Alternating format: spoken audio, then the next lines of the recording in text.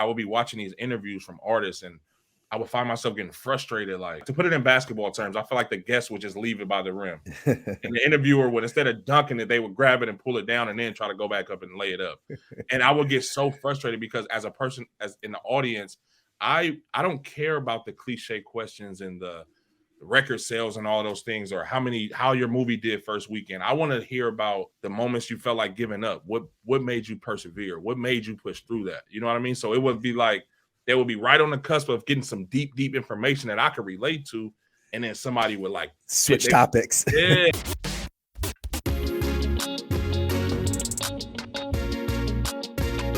Welcome to the Good Life. Welcome back to another episode of the Good Life Visual Audio Podcast. I'm one of your hosts, C. Muzan. I got Kabi here in the building. Say what's up, Kabi. What's going on? How's everybody doing? That's it. You only get one. Actually, nah. Yeah. Give me more. We need more. What it do? Things are well, man. Things are well. How's your week? How you been? Week's been fantastic. That was a lie. It's probably a little less than fantastic, but it's been really good.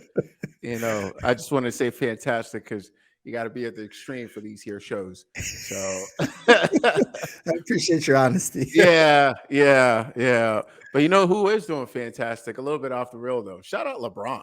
Hey. Yeah. King James. Leading scorer. I mean, come on. That's pretty. I mean, can we take like 30 seconds here? What are your thoughts on this, man? It makes sense to recognize greatness sometimes when you're in the midst of it and it's commonplace. And for those of you that have been basketball fans, you've been watching LeBron for 20 plus years or however long it's been. It's easy to kind of get caught up in just the mundaneness of like, oh, LeBron's playing again, or oh, LeBron dropped another 30, or oh, right, like he won another championship, or he's not going to do whatever. But becoming the all-time scoring leader, like you're watching greatness, like you're watching history. Like it's something that none of the other Mount Rushmores have been able to do. I think this solidifies him. I think he was solidified before, but I think this really does it. Kudos to LeBron for making this happen. Kid from Akron. I don't know that anyone will break his record either.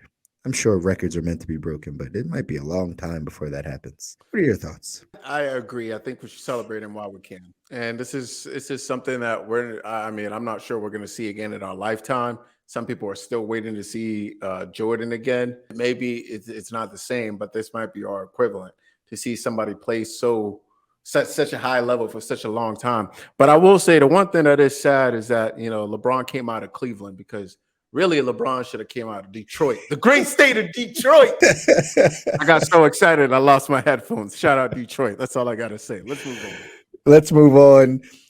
Shout out to Detroit as always. It would have been nice if LeBron had played for the Detroit Pistons, but he did not. That is one franchise I'm sure he did not want to go to. Cleveland didn't deserve him. He's an Akron boy. What do you mean? Like, of course Cleveland deserved him. Of course they did. And now the Lakers deserve him. You think he'll retire there? You think it'll be it? You think he'll go back? I hope so.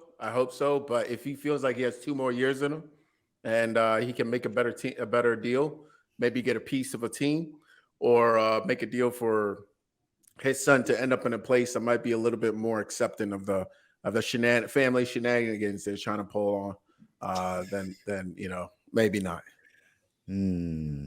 Yeah, you got to think about that legacy. You got to think about Bronny, right? You got to think about where he's going. Yeah, I never even thought about that. Yeah, set him up for a life of failure. That's messed up, bro.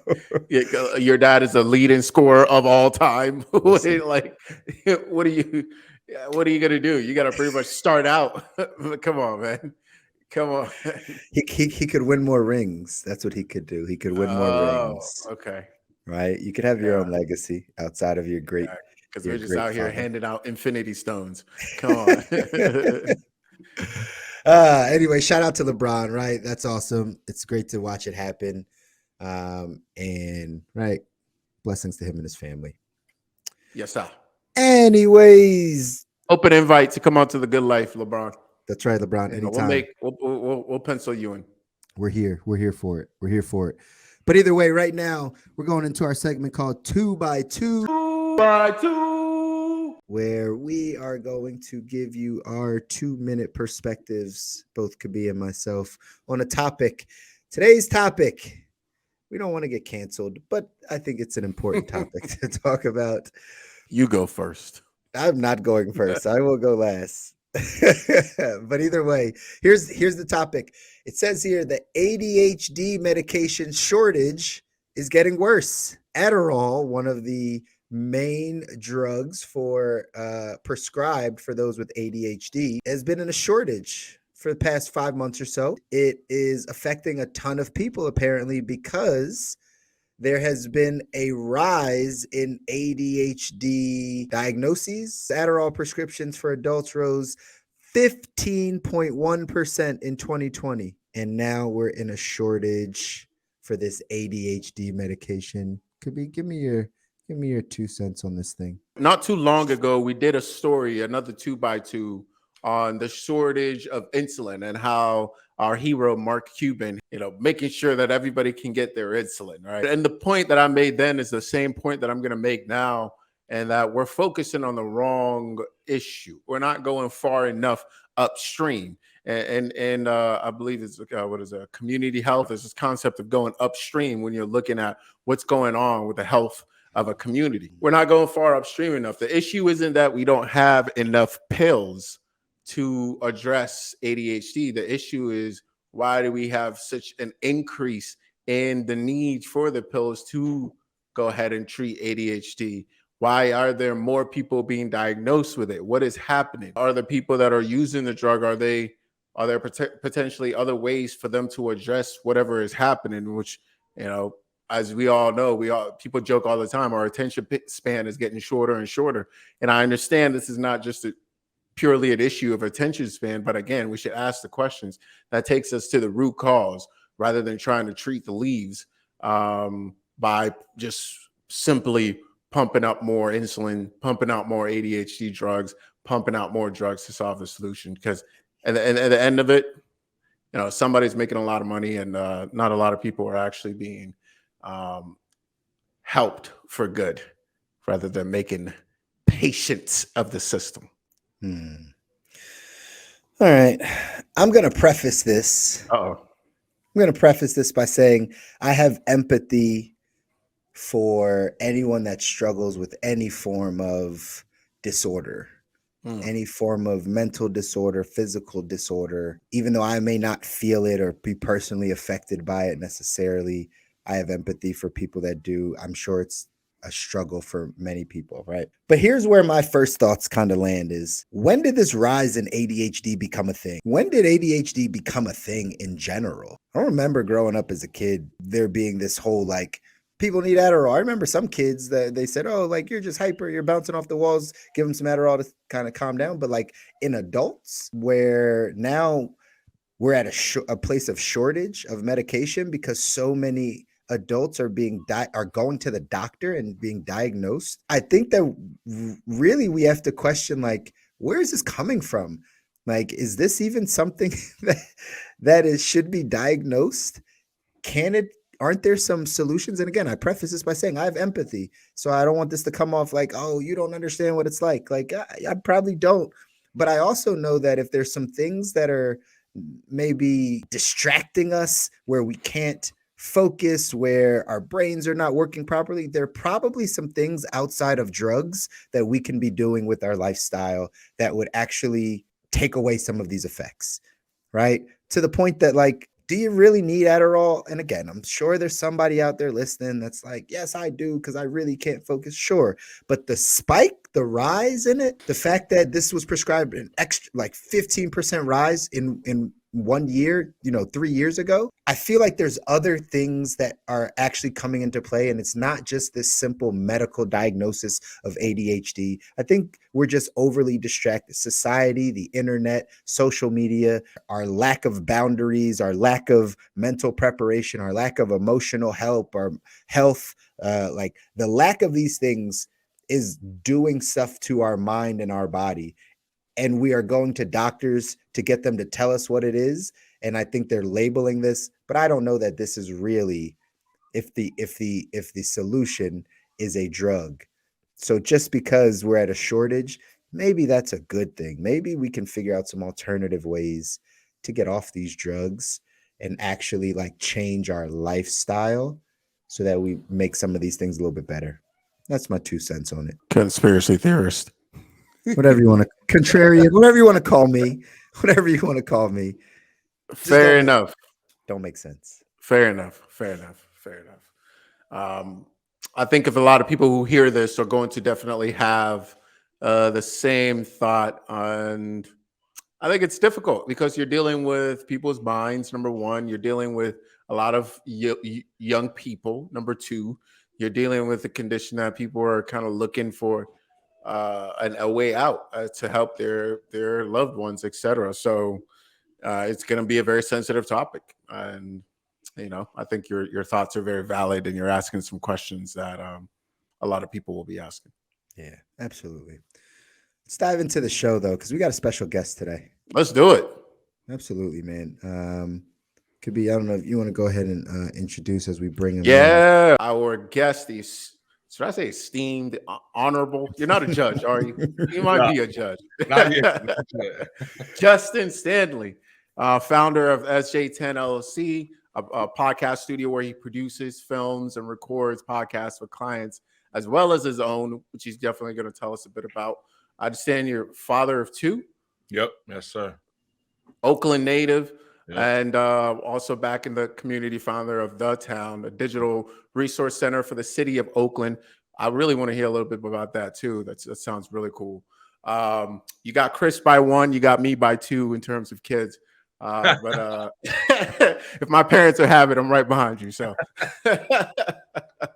but such a pleasure to have you here. Thank you so much for coming on the show. And tell us, what did I miss? Tell us a little bit more about yourself in terms of highlights. I mean, you pretty much you pretty much covered it as far as what I'm working on today. I've kind of found myself becoming a community activist too at the same time, just because I'm from the inner city, and my whole I was blessed to be an athlete growing up, so it kind of made me popular. And then I was a little bit outside at the same time, and in doing so, I got to experience a lot, I got to travel a lot, and I was blessed to experience things that a lot of people around me was not.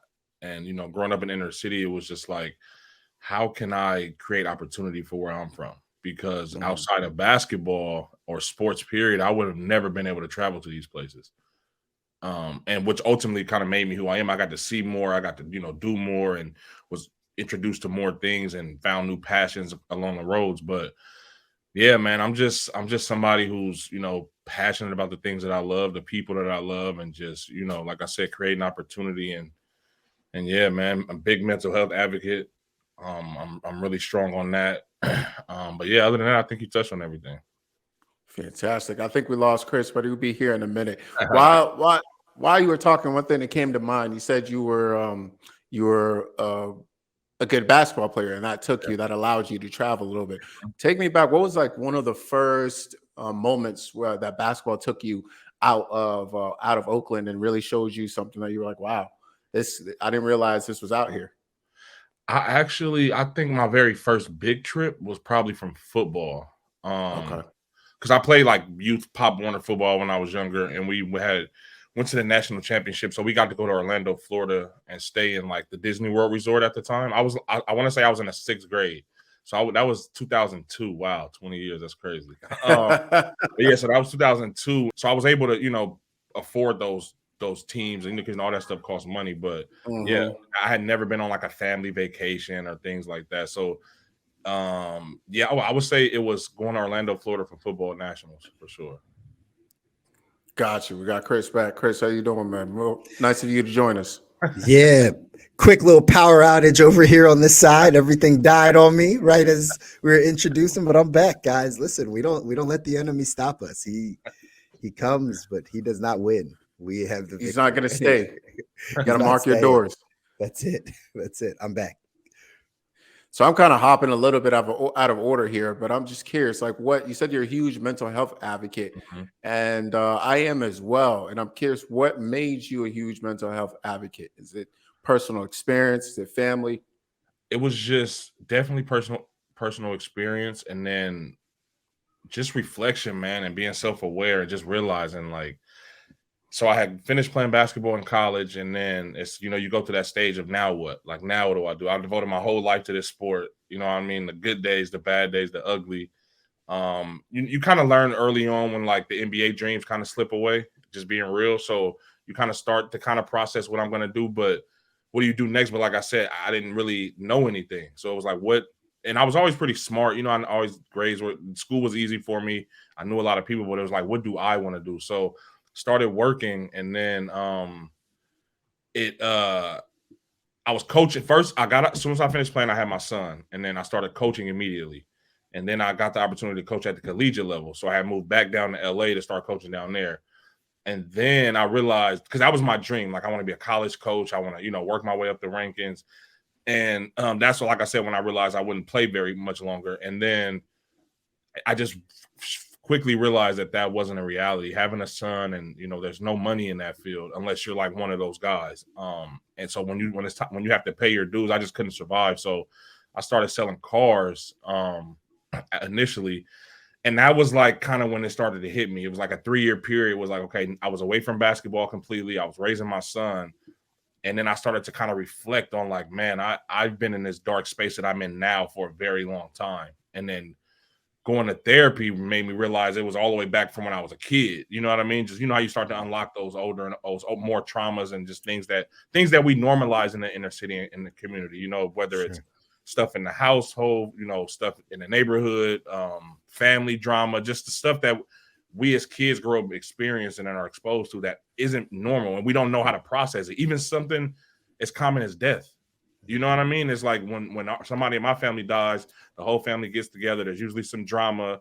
Everybody gets drunk. You know what I mean? And it's like, so you kind of celebrate. So I grow up when I'm losing my friends at 14, 15 years old, whether it's to jail or prison. I mean, whether it's to jail or the grave, we celebrate by getting drunk. And that's doing nothing but a coping mechanism. And it's teaching you that at a very young age. So now when I'm in college and something not going my way, it's like, okay, let me get drunk. You see what I'm saying? So realizing those things and just I really wanted to unlearn a lot of the bad habits and things that I created in my life. And it pushed me into therapy, man. And I don't see myself ever leaving it. What age did you get started in therapy, Justin? It was actually 2019, and that, and I hate to be long-winded, but obviously you guys know I'm a speaker too. But that from 2019 to now, it seems, and I'm talking to my therapist about it the other day, it seems like a very short time, but for me, it felt like forever. Yeah. And in my life from then to now, I went from literally, I broke up with my ex, sleeping at my mom's house, whatever. I've had my second studio. I've been in my apartment for a little over 2 years now. So it's like my whole life just switched. From that moment on, I started my podcast, and I started to find myself again. I started to find what made me happy. Like, I didn't have anybody to learn the podcast game. I taught myself everything, how to use the cameras, how to record myself, everything. And it was just, I just dove in, kind of like I did basketball back in the day. Yeah, that's huge. I'll take time to jump in because obviously here on the podcast on The Good Life, right? Like, we talk health and wealth. But before we had started this podcast talking about, right, mindset and relationships and love and all the things that come into play to get you to the life that you want, right? Kabir used to always say, right, like, this is about designing the life that you want, right? He's a lifestyle designer. And so a lot of times what I'm hearing, and even in your story, is when we go through transition, right? You go from basketball into life, right? College sports into life. There's this transition where we have to figure out ourselves and figure out who we are and our mind, and right, how to handle money and relationships and mindset. And it's a huge shift. And that's normally when people either go right one way and like just start living their life that they're given, or they start trying to seek the answers and start figuring out, like, how do I really make this happen? How do I really change some things? And I think therapy is always a big point. That first time you go see a therapist, walk us through that. Like, the first time you make that phone call and that you're like, hey, like, I think I want to come see you. Like, how was it for you coming from the city and knowing this is not what our people do, is not what Black people do, you know what I mean? So like, how are some of those conversations, your first early conversations? Well, my situation was a little unique because my very first experience with a therapist didn't go well. The more on my healing journey, I'm learning that that's more and more common. Yeah. You know what I mean, because there's definitely like a connection that has to be there. And as the person seeking the therapy and help, you have to feel that connection. Otherwise, I just think you're kind of wasting your time. But my very first was through like, I don't want to say the hospital name because it's pretty popular, but just it was like a corporate therapy thing. You know what I mean? And it was just, and as I'm talking, I can just see that this person is just there clocked in. You know what I mean? Like they're not really invested, and it kind of discouraged me for a while because it's just like, well, man, how do I know this isn't what I was like. You know, I've been hearing such great things about therapy. This is what I can't do that. So I went away from it for a while, and then, like I mentioned earlier, my mom has her own hair salon and has had it since before I was born. So she does hair, and her clientele has been with her for a long time as well. So one of her clients who always, while I was in school, she would always, you know, check on my well-being. She might give my mom $100 to send to me, or you know, just a great person. And I don't know how it came about, but I guess her and my mom was having a conversation, and she asked how I was doing. So my mom was kind of telling her I hit a rough patch, and I was dealing with some stuff. And her daughter was a therapist, so it was like she connected us. And then it was weird because we spoke like so at the time she wasn't taking more clients. We spoke like 4 times, and then we didn't speak for like a year. But those 4 conversations literally were the moment my life changed. Like that simple.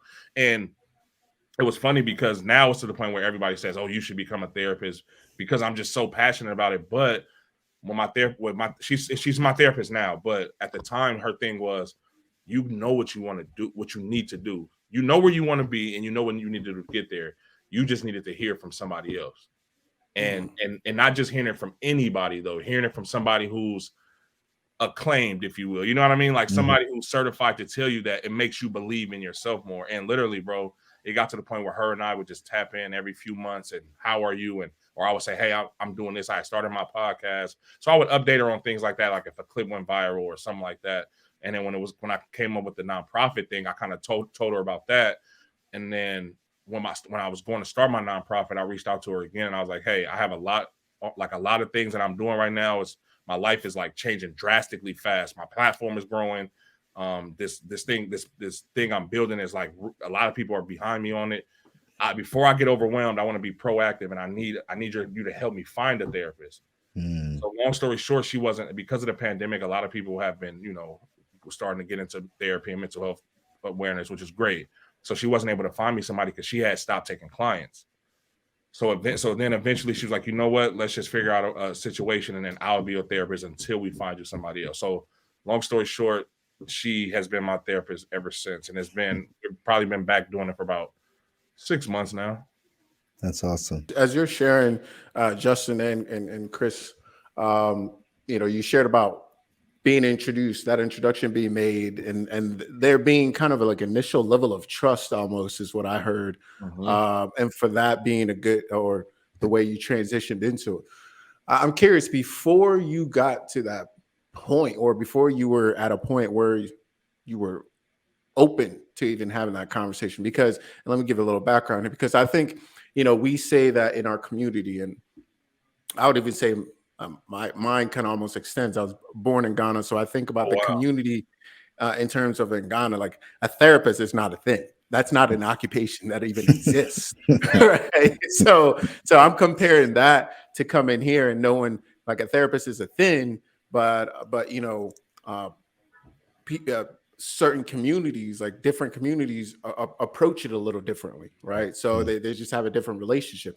I think it's because, and I can't speak for all of us. For me, I come from communities where therapy occurs in different forms, right? Therapy might be for me going to my dad's barbershop and being there the whole day and talking to a ring of uncles who can speak to you in a certain way. Right. This is presented in a different format. So were you at all resistant to it? Did you have to be talked into it, or did you just come to your own, being like, "Hey, this is something that I really need to give it a shot," or were you just like all about it from the beginning? That's a really great question, and I've never really thought about that until now. But I can honestly say I believe that it was, which is funny. That's why I'm saying it's a great question, because how it all ties in together. So I I would watch interviews of like artists that I would like or entertainers I would like. Like I would watch The Breakfast Club or with Charlemagne, and I would watch Sway's Universe stuff, and I would watch, all the big interviews from the entertainment industry, and I would hear them talking about it and how it how it was improving them. And these are, this is crazy. I really never thought about that, but these are people who are successful, established, and they're rich. And in our community, it's kind of the root of the depression, and that thing is just the root of or need to survive. You know what I mean? Like you don't, and I say that, so money, health, all those things that we don't really have direct access to in an abundance is kind of what we feel like is stressing us out. So I'm hearing these rich people, these successful people in their fields, and they're talking about they're doing therapy weekly. So when I'm seeing that, and I'm like, this is where I eventually want to be in whatever field that I'm in. I want to be in a certain echelon of people, and I'm just like, okay, yeah, hold on. I'm a little bit more open to it. And then the funny thing is, I started to find myself, because I'm with my friend group or like even my family, I'm like the voice of reason to a lot of people. So I'm like the one who gets the calls and the venting, and what I mean? So I would find myself giving people advice, and I don't like to call it advice because I just give you my perspective, right? So I would share my perspective on whatever somebody was dealing with, and I started more and more, it would lead to me recommending therapy. And then I started thinking about, like, I found out, I realized I was talking to myself through them. Oh yeah. Then it got to the point where it's like, okay, like I said, I broke up with my ex, and it was like really bad. I had hit rock bottom. I felt like it was rock bottom at the time, and it was just like, you know what, bro, I something has to change. And then it was just like, once I started, I felt like I see the world in slow motion now. So now my vision is to the point where it's like I feel like I'm always 2 and 3 steps ahead of like everything, and it's because I'm such a sponge and I just pull inspiration from everywhere. So I'm always just seeking more information, seeking more knowledge, and that's why I say I don't see myself ever stopping, because it's just it's like it feels like a superpower to me, just being self-aware and being in control of my emotions, and it's not perfect. I have bad days all the time, but it's like being able to check myself and have that conversation in the mirror that I would be afraid to have back in the day, or I would lie to myself back in the day. And it's like, you know what? Before I let someone else check me and my behavior, I'll do it to myself. Yeah, that's a big point. And you said something super, again, super key, that is the reason why we're all in this media space, so to speak, is because you were able to receive a message just by listening to someone and say, maybe that's what I should be doing.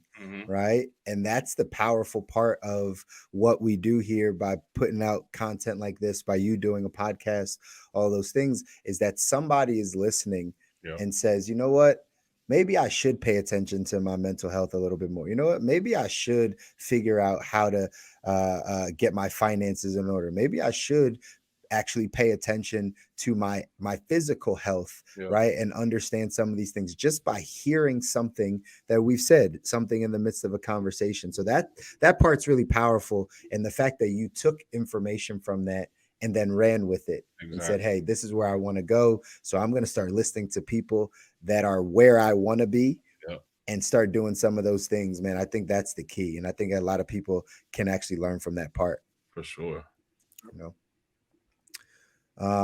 As far as like your podcast, I want to dive into that because as we go in, obviously, again, this being a podcast, you're having guests on consistently. Tell me like the origination of the podcast, like how you got the idea and what you were trying to make happen in the very beginning. So like I was just saying, I found myself, I would be watching these interviews, and nowadays, like I feel like everything is a podcast. Like the sports shows on TV are turning everything into podcasts. They're releasing it as podcasts. So anyway, I would be watching these interviews from artists, and I would find myself getting frustrated, like when the interviewer wouldn't like I feel like to put it in basketball terms, I feel like the guest would just leave it by the rim, and the interviewer would, instead of dunking it, they would grab it and pull it down and then try to go back up and lay it up.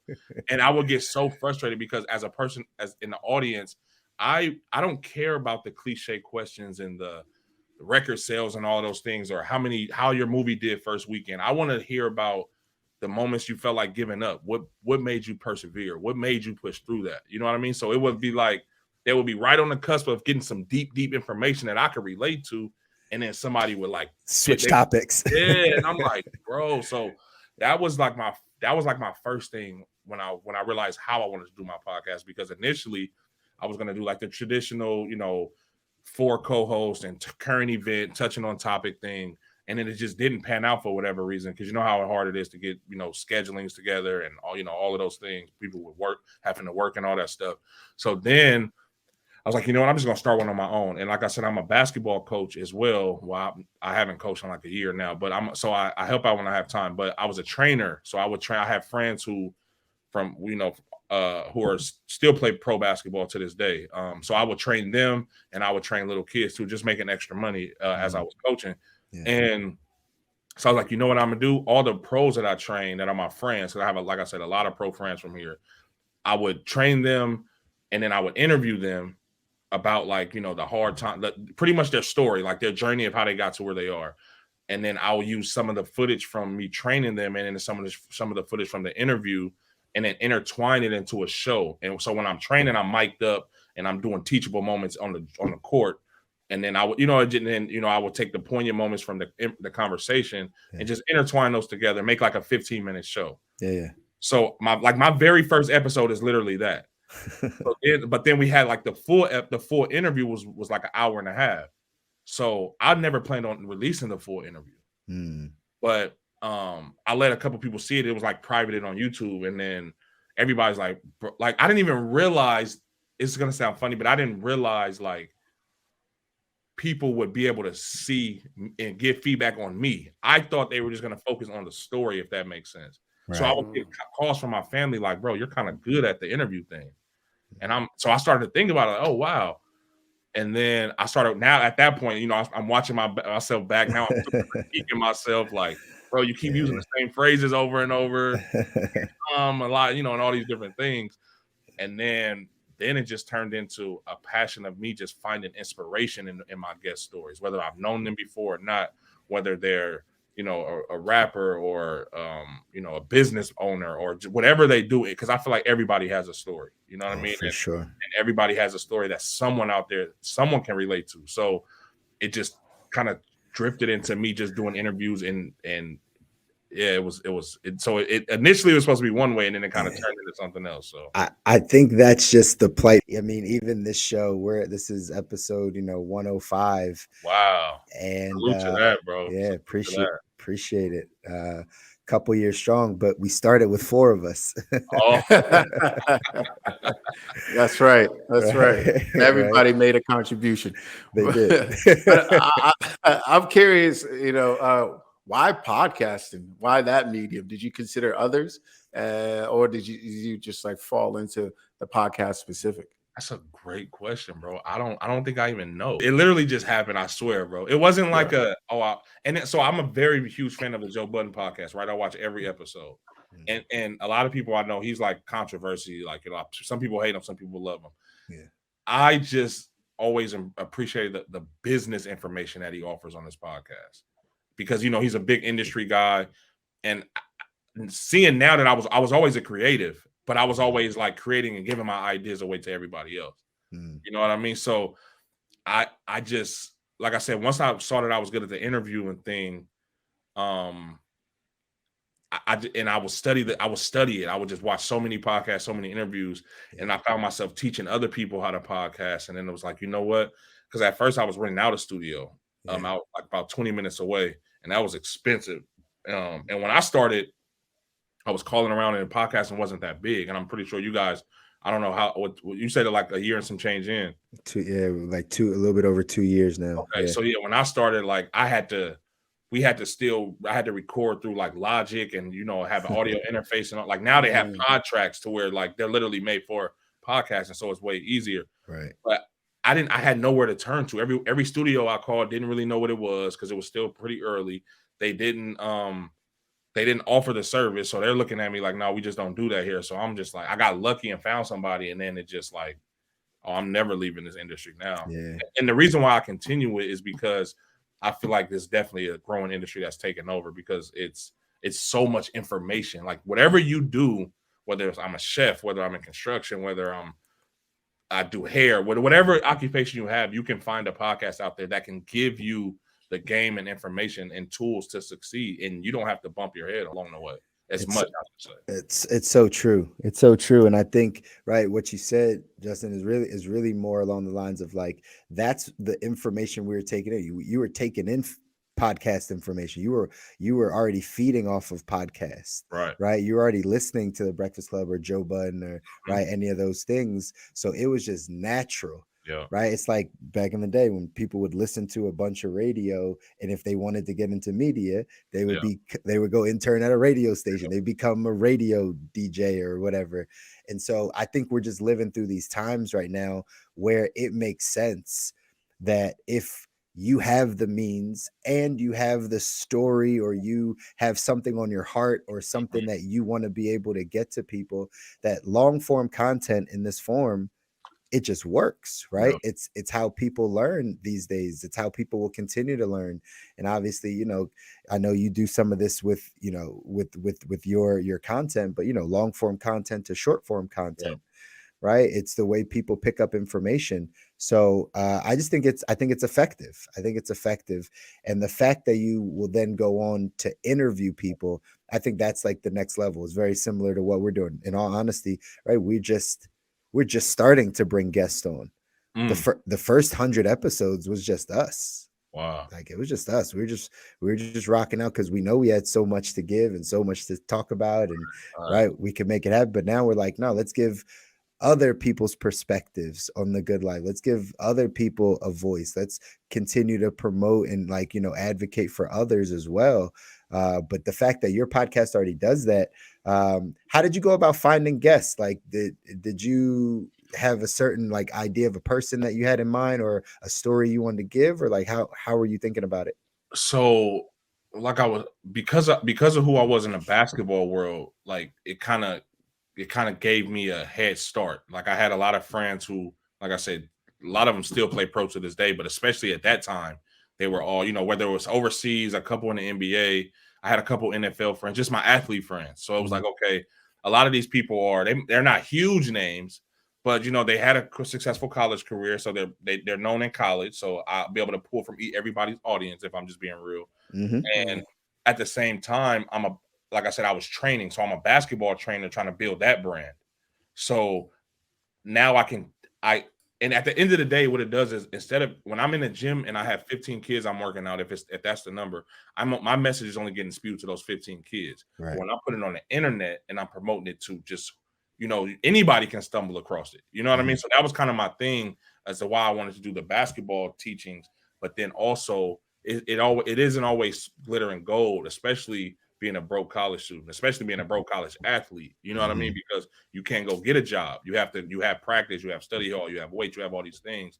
So that was like my reasoning for wanting to interview people. But like I said, I didn't want to go through the phase, and I ended up going through it anyway. But my thought was, if I can get these semi big names or big names for local, then that can kind of fast forward my trajectory as far as like growing the platform. And it did, but it was way slower than I thought. But I mean, I started off, I hit the ground running, so that was good. That's awesome. Again, I think that's it's a huge point to understand that at the end of the day, how you thought of it in the beginning is not what it turns out to be. But you had a strategy, right? You had a plan. You said, hey, this is what I'm thinking about. This is how I'm gonna get in front of other people's audience, or whatever the case is. And then you can build it out from there. I think we did an episode, could be an eye on like how to start a podcast, and like, kind of what to think about. And it's funny because like one of the first things we said was like, don't do it just for money. Cause sometimes people think about just right doing a podcast for money. It's like, no, you gotta have some substance behind it. You gotta have something you want to give outside of just saying, oh, right, I saw $1 million worth of game, get a contract. So like, I'm gonna go get a contract, or right, whatever the case is. So it's good to always reinforce these messages for people that really do want to go out and start something. It's like the last reason you should start. And I would love to hear your thoughts, Justin, on monetization, because I know that's the question that a lot of people talk about before getting into podcasts, and that's like the number one thing at the top of their head. If that's something that you have thought about before starting, while you're starting, if you have a plan for that. I'll be curious to hear just as an entrepreneur. But before you talk about that, I actually want to go backwards a little bit because I've been thinking about this. You said something like, finishing, I think it was after you played college ball. Now it was a time you were asking yourself, now what? Right. And I often call, people I work with, corporate athletes, people that work 9 to 5, honestly, most of us, entrepreneur and working for in an office.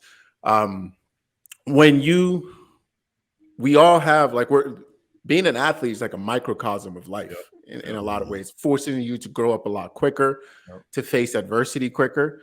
A career like a LeBron's 20 plus years is like unheard of, right? For most of it is very quick. It's like, all right, now you have to pivot because you realize, hey, I'm not making it to the league, or for people myself, hey, I'm not even making it to college, right? so it forces you to make those decisions quicker. In your now what moment, right, when you were kind of looking around, you've been working towards this for quite a long time, and it's not going to take you to the ultimate end. What helped you in those moments? Like, was that a dark moment for you? Was there somebody that came into your life to help? Was there some books that helps? Like, what did you do in that moment? Honestly, yeah, it was very dark because I had my son already. So it's like, and it got to the point where I have my son he was just born right when I finished. And then after he turned 1, I moved back to LA. My son is in the Bay Area, and I moved. And you guys are not out here, so it's like a 6-hour drive difference, like an hour and a half. I'm in LA. Okay, yeah, but okay, bet. So yeah, so Oakland to LA, a lot of people don't realize it's not that close. They think it's like super close. People on the East Coast are funny. So I lived in Southern California for some time, but I'm back on the East Coast. But all the East Coast people will be like, oh, like I lived in LA also. It's like, oh, I'm gonna be in San Francisco. I'm gonna be in like Lodi. It's like that's not close to me. I'm not going. You want to grab some lunch? I'm like, yeah, sure. Exactly. No, not at all. But so it was just having my son and just knowing, like, okay, I don't want to sound arrogant, but you know how you just feel like that you're not moving in the direction you should be moving in. Sure. Like you feel like growing up, I had dreams and visions of how I wanted my life to be as an adult, and I was nowhere near it. And my whole thing was I don't want to waste any more time. I don't want to say that sports in school felt like a waste of time, but in that moment, that's how I was thinking. Like, man, I devoted my whole, like, now I hardly even watch basketball to this day. I never play basketball. It's like a very love-hate relationship with it, but that's another story. But anyway, it was just a matter of, I got my son that I have to provide for. Like I said, I just got with my daughter's mom at the time, and she was already established. She had her own place. She had a great job. She was making good money. I had nothing. I didn't know which industry I wanted to go into, nothing. So I kind of really being with her and just trying to meet her needs and her requirements to live with her, because she's the breadwinner at that time. So imagine that. You know what I mean? Imagine having to deal with that. At one point, I didn't even have a job. And then the job interviews, I have no experience either. So now the interviews I'm going on, like, the amount of money I'm making is nothing. You know what I mean? She had been working since she was 14.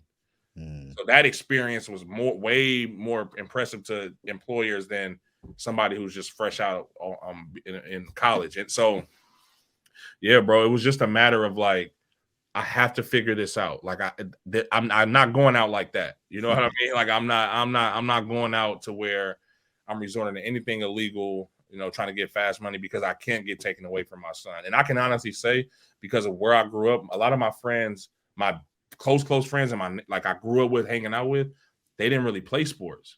You know what I mean? To this day, they're all, doing what they do. I won't say too much, but it was always like, I don't want to do that. And then if I didn't have my son, though, I probably would have indulged in that. You know what I mean? But it was just a matter of, and then my dad too. My dad was like a big time street guy back in the day, like, name huge in the street. Like, my last name is kind of like known just because of who my dad was. So it was also a little bit of that, and not want to disappoint my parents. So I really wanted to just stay on the straight and narrow.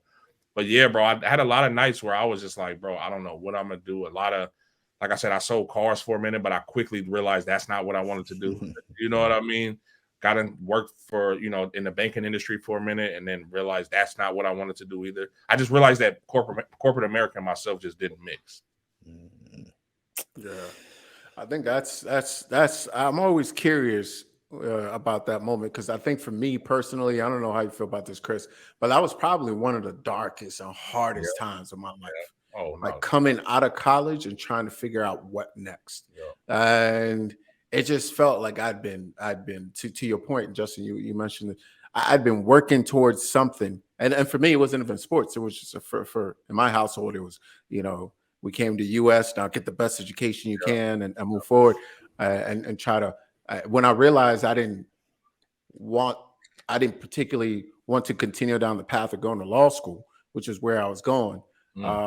Then I had to figure out what I was going to do. Yeah. And I till this day, I feel like that was one of the toughest times For of my sure. life that we don't talk about quite enough, really. Some people seem to cruise right through it. I don't know. How was that time for you, Chris? Yeah, I was just gonna say, like, my experience is a bit different because I was always like kind of on track, So my story, I played college ball too, Justin. I was down in Miami. I went to Johnson and Wales University, NAIA, right? Just walked on the team. Wound up playing 3 years, quit my senior year just because I was broke, right? Right. You don't get paid to play NAIA ball, right? And my NBA dreams went a very long time ago. Like I was not expecting to do any of that. But I had a culinary degree and I knew that I wanted to go be a chef, right? Get in the working world, like in restaurants. That's all I did. And I enjoyed my time, like getting ready to leave college. I was working on South Beach. I was like in my life. I was in my career. You know what I mean? Doing exactly what I thought I wanted to do. As soon as I graduate school, I start working at a restaurant as a manager, which is, again, what I wanted to do. It was in my career. It's what my degree was in. Happened to meet my now wife at that restaurant as soon as I came out of college. And then life just kind of started. I was working restaurants, kind of found her. She moved to LA. Her and her brother like ran a company. I wind up moving out to LA like 10 months later. This was 2008, 2009.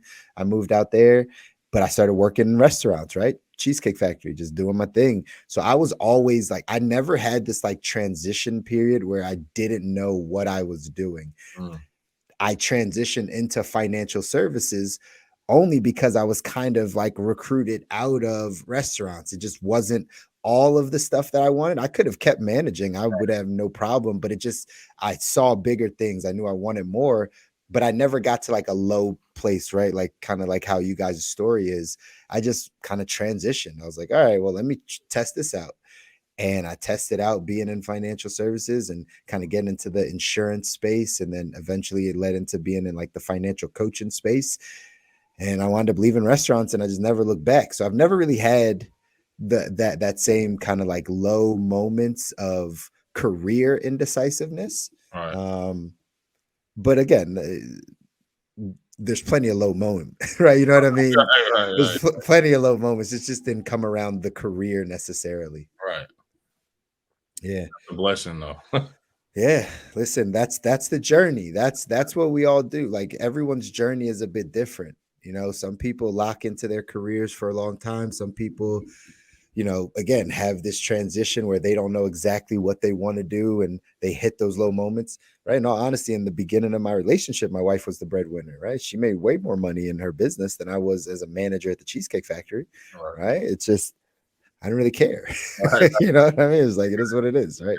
So those transitions and things that continue to happen in life, I think that's a part of the journey. It's a part of what we all have to get equipped for. It's a part of us all going through these mental and emotional periods of our life. You know what I mean? So good thing, again, you found therapy. Kavita, did you wind up doing therapy at all, like during any of those transitions? What got you through? Because you didn't really talk about it. No, I didn't. Honestly, I probably should have. And this was actually a question I was going to ask you a little later, Justin, is somebody who is maybe in your position at the point where you were, where you found therapy, that's maybe open to it, slightly open to it, but doesn't know where to go. Maybe it's an insurance issue. Maybe they don't know where do they call BetterHelp? Like who do they even contact? Because that was me. I didn't know where to go, and the places that I did, because I was a high school teacher at the time. The places where I went to were established institutions that didn't quite know how to reach people from my background, Right. if I may put it in so many words. So, I sat in a therapist's office for like one session, and I knew I wasn't coming back. Right. So I sat in another therapist, or I guess it was psychologist or whatever it is, office, and within 30 minutes or less than 30 minutes, like they had written me a prescription for something. Right. So yeah, I never did. I never did go to therapy. It's something that honestly I've given some thought to recently, and realizing that, man, I'm working.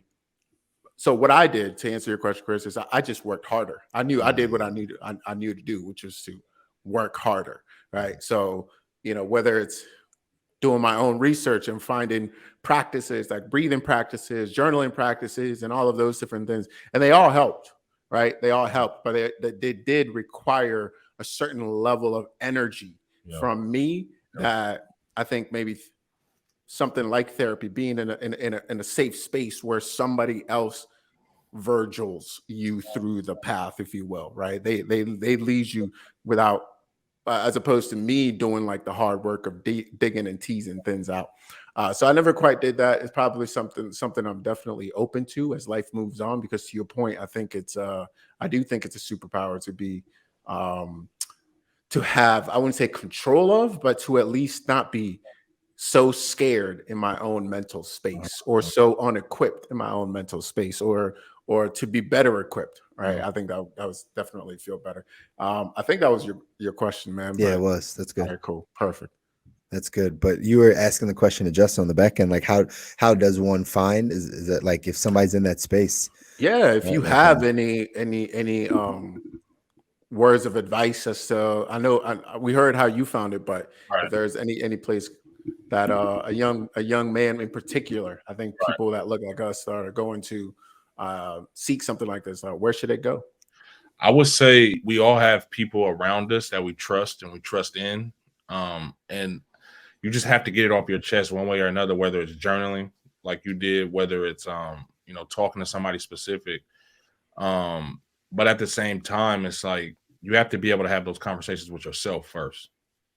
Because I can lie to you all I want. I can tell you guys right now, like, oh, I got it all figured out. Everything is going great. Business booming, blah, blah, blah, blah. But when I'm brushing my teeth in the morning, I literally would have conversations with myself, as like, it sounds crazy, but I would really like verbally hear myself say the things that I didn't like about myself, the things that I wanted to change about myself, the habits I wanted to change, and, the people I wanted to surround myself with.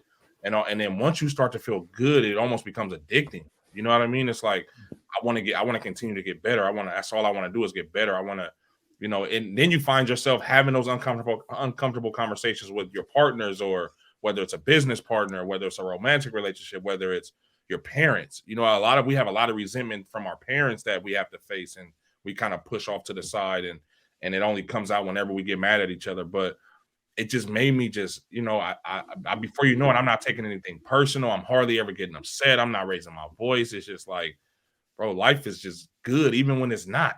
You know what I mean? Like, I'm just happy to be here. I'm happy to be able to have these relationships with the people who believe in me and who care about me, and to where I've never really felt alone.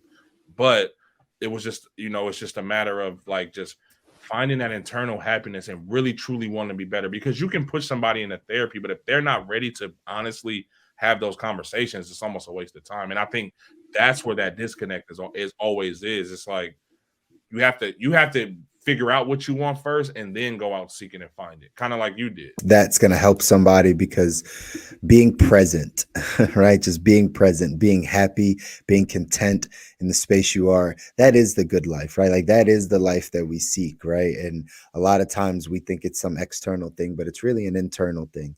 It's really internal. And I think that's what you were able to find, Justin. That's what we talk about, and what we're able to help people get to, when you really take ownership and control of yourself and your thoughts and your emotions and your feelings and all of those things. And I think that's the message, right? Like that's really what we're all getting to. This episode is a lot about the mental health space because we know that's what you're in. Yeah.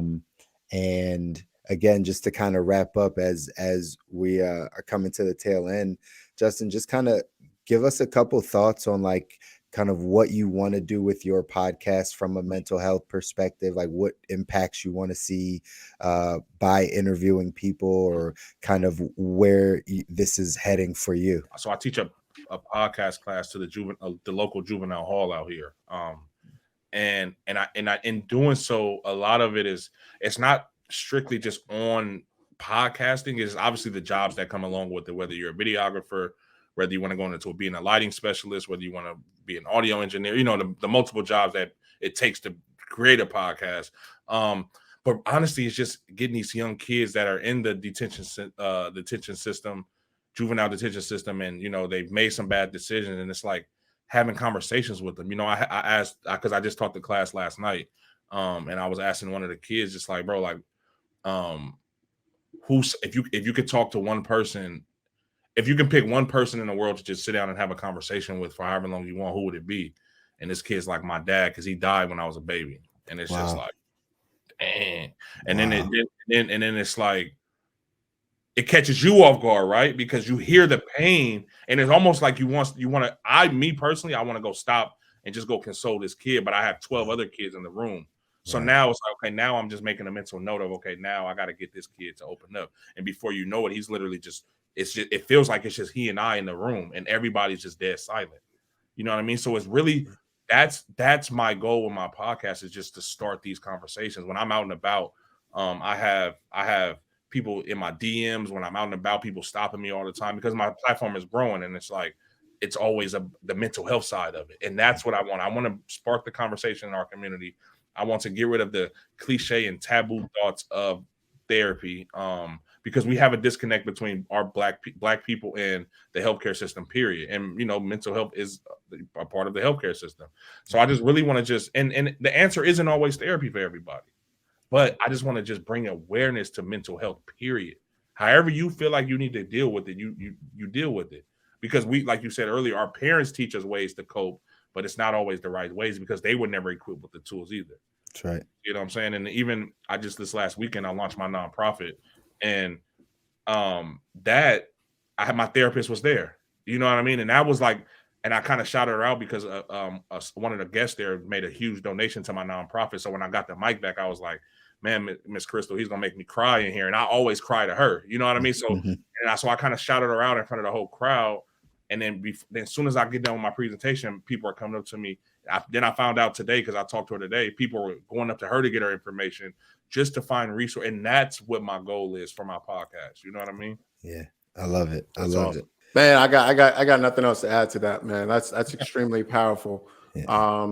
Shout out to the work that you're doing in the community. I think it's very needed.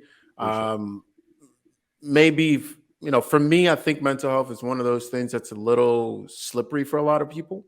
Like, they don't really know how to put their finger on it. They don't really know, is this just something everybody's dealing with? And I'm just somehow not good enough, not tough enough, not whatever enough to get through it. And I'm just, being quote unquote soft, if you will. Right.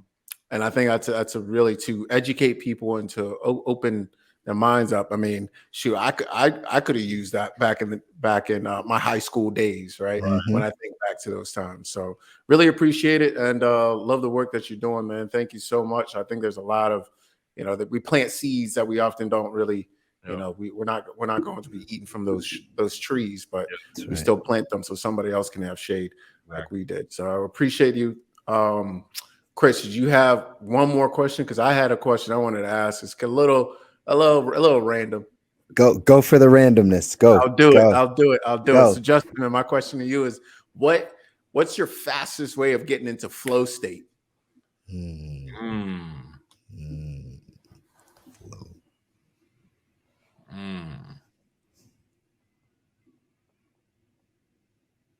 And elaborate a little bit in terms of what?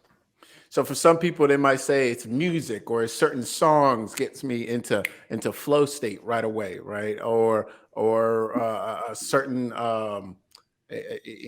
activities, or certain some people might be workouts, or might be this is gonna sound crazy, bro. Conversation, bro. Mm. Conversation.